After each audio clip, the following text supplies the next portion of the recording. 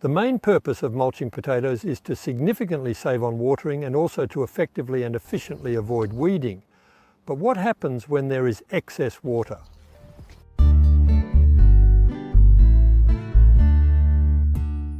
The main disease capable of decimating a potato crop is blight.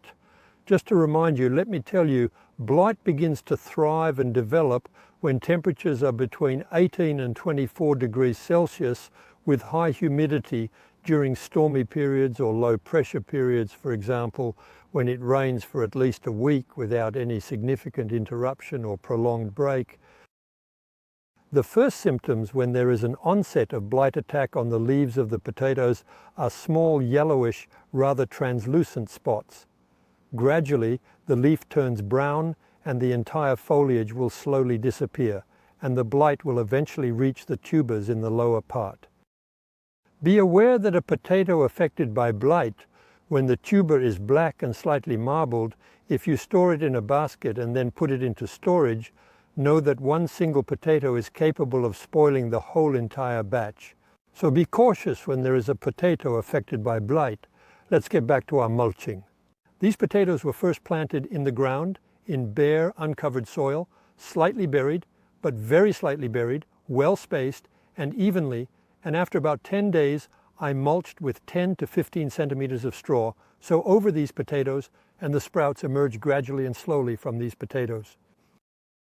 My main concern was the moisture, since mulching retains moisture, and with excess moisture, we know very well that it can contract blight. So, if we uncover the mulch, strangely enough, it seems that the potatoes are not at all affected by the blight. If we look at the foliage, we can see some spots of blight, and we can see it's stabilized, it doesn't go any further. We are in a sunny period. It's not changing. This is the Pompadour variety. These are potatoes ready for harvest. So, very curiously, at first mulching was supposed to save me on watering, and today I realize that the mulching has rather served as a sponge.